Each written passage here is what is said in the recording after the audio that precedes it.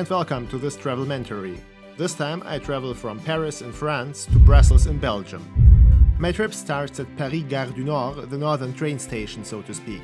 From there we will go further north passing Charles de Gaulle Airport and then the area around Nord-Pas-de-Calais and Lille, after which we will travel eastwards before finally arriving at Bruxelles-Midi, our destination on this little trip.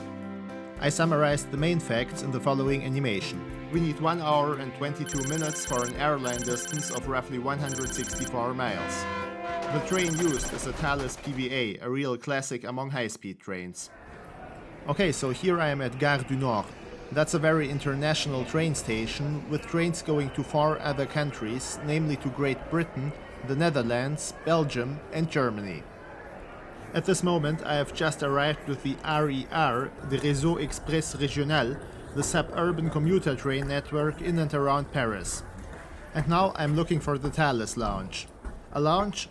Well yes, that's included in my ticket, and before you ask how much I paid for everything, let me show you the different travel options.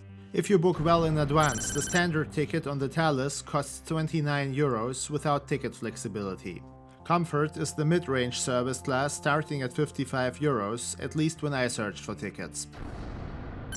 Premium is the highest service class on this train. The cheapest ticket I found, again a few weeks in advance, cost 115 euros, but I personally ended up paying 129 euros as I booked at short notice. What do you get for that price? The cabin is more comfortable than in standard class, and you also get ticket flexibility. Wi-Fi is quicker and with a larger data volume for you. Moreover, they serve a meal on board and you get access to the Thalys lounge. Okay, I am still in this huge train station. It's a 19th century building, but obviously they renovated and expanded it over time so that it could become the busiest train station in Europe. I'm going to talk about that aspect later. Now on Google, the station has a rating of something like 3.3 stars.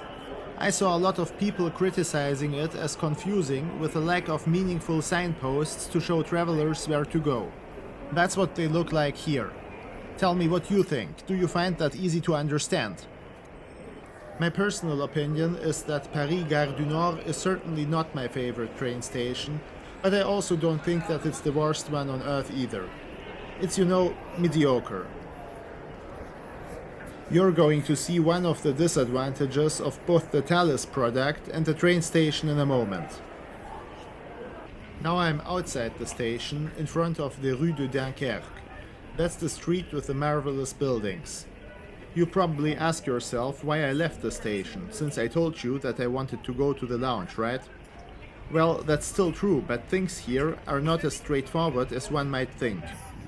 The Thalys lounge is not located in the station building, which you see here, but actually you have to make a walk of 100 or 200 meters down this street to an entirely different building.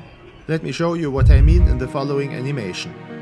Once you have left the train station and look at the Rue de Dunkerque, you have to go to the right and then cross a street. And that's a real disadvantage in my opinion, especially if you carry a lot of luggage with you or if you don't have that much time. At least you get an impression of the 10th arrondissement, that's the neighborhood where I am right now. You can see a little bit that this part of Paris is changing in a way that sociologists call gentrification. Anyway, I have arrived at the Thalys lounge. In fact, it says Thalys Lounge and more. Let's see what the more is like.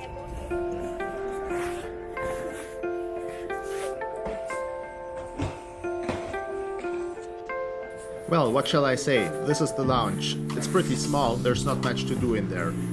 You can relax a little bit, you have Wi-Fi, you can get a coffee. They have several machines for that. And you can clean your shoes.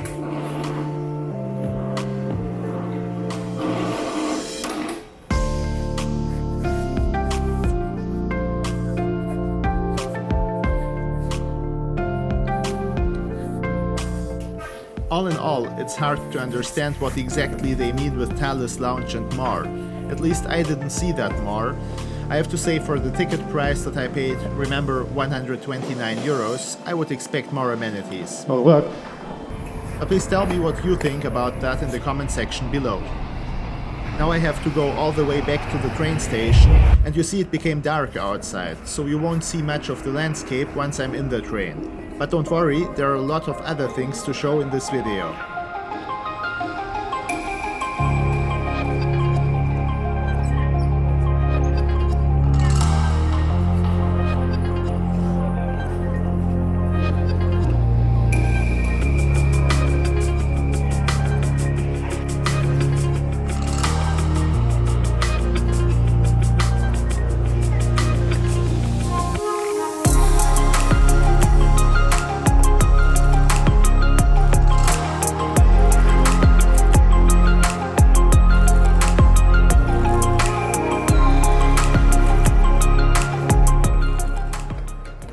Okay, I'm proceeding towards the voie, as the French say, the platform, and that's where you're going to see another issue at this train station.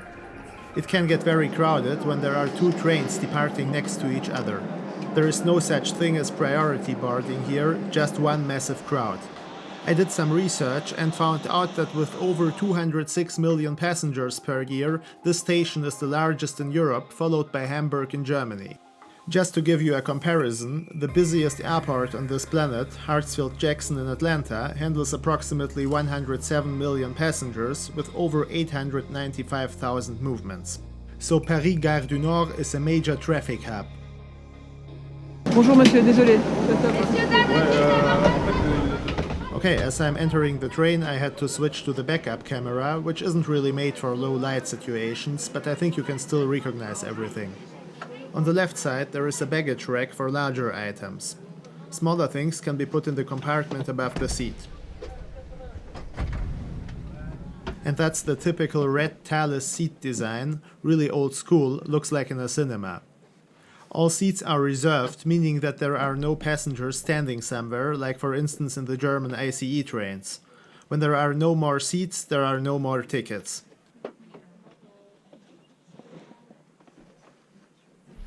Okay, this is my seat, I just get rid of my bag first. They have a 1-2 seat layout with one seat on one side and two on the other. Despite the cabin not being the newest, it's still quite comfortable with sufficient legroom. Here's a 220 volt power plug. We are leaving Paris, and I think the train on the other platform is a Eurostar, which I have already tested on the London-Amsterdam route, a fantastic train service. If you guys and gals are interested, I'm going to try it from Paris as well. Let me know in the comment section if you would like me to produce a video of that too. As I said earlier in the video, in premium class there's premium Wi-Fi. Se connecter au Wi-Fi, let's connect to it. This page shows us the current location and the amount of data that is still left. I have 1 GB of quick internet in total, which is okay as long as you don't intend to watch Netflix. Let's open a news site.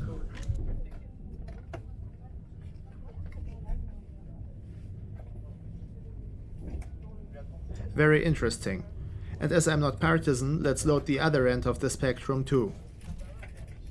Well, I think the internet connection is okay to browse the web and to check emails. Very often, when I'm traveling, I ask myself what are the most important aspects of such a trip? Which factors decide whether I like a train trip or not? Turns out I'm not the only one asking that sort of questions. Transport Focus from Great Britain made a survey, and in spring 2019 it showed that punctuality has the greatest impact on overall satisfaction. Me personally, I particularly like it when the train is clean. For some reason, the length of the journey doesn't seem to be too important to travelers. Again, I would like to read your view, so what is it that makes you happy on a train trip? Another thing that I value on a train is a good meal service. And this is one of the strengths of Thalys, the food they serve is delicious. Unfortunately, there was no menu that I could show, but I think the footage is self-explanatory. I chose the fish with vegetables. I didn't stick to the unwritten rule that a white wine is best for fish dishes. I chose the red wine instead, which might seem unorthodox. I liked it though. The crew on this train also did a great job, offering me even more wine. They were very polite and showed a lot of commitment. The train attendant also brought me a cup of tea. I have to say there is a certain discrepancy between the onboard product and the travel experience at the station and in the lounge. Okay, after this tasty dessert and before arrival, let's do the traditional lavatory check. Well, this lavatory reflects the age of these trains. They are more than 20 years old. Look, there's a map showing the routes that the Thalys serves. I mean, seeing that sort of design is like traveling back to the 90s.